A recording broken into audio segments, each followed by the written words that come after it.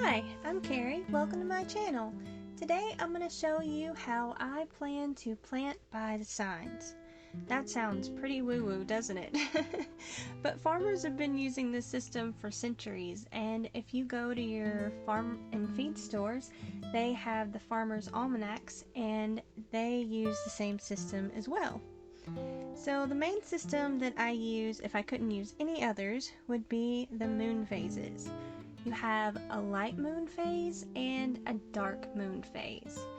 The light moon phase is when you plant your above ground crops like kales and collards, and the dark moon phase is when you plant your below ground crops like your beets and carrots. I use the little up and down arrows on my calendar to show whether it's an above or below ground day.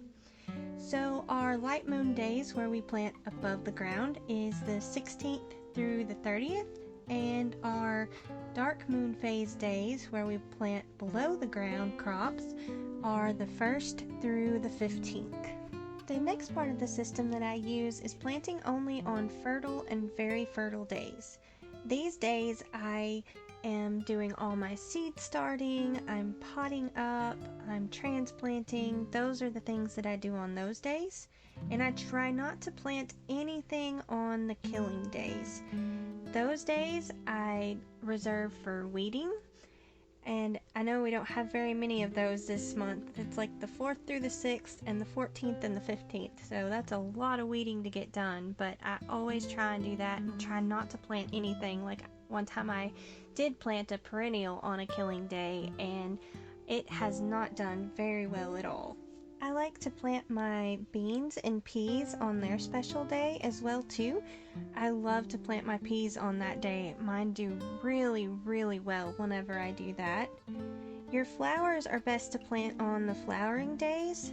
Supposedly if you plant your fruiting crops on the flowering days, they won't set fruit and just flower.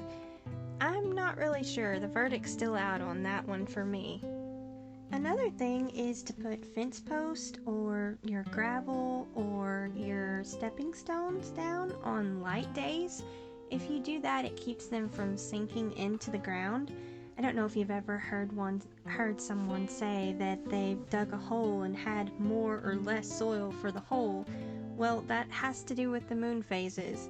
If you dig your hole and you have more soil, that's because you done it on a light moon phase day, and if you dig your hole and you have less soil, it's because it's on a dark moon phase and it sinks in. I've tried this and it is really crazy, but it is so true. It really does make a big difference. I get all this information from a page on Facebook called Planting by the Signs. They are so awesome. They put all this information out every single month for gardeners, and I am so thankful that they do it, especially in the springtime whenever you've got so much going on with all your planting. It really helps to keep everything all straight and when to do what. I was just going to show how I add all this to my planner so it's easy and quick, and it helps keep you on track with what you're supposed to be doing during the month. I hope you have a successful garden, and I hope this can help someone. Thank you so much for watching. Please like, comment, and subscribe. Bye!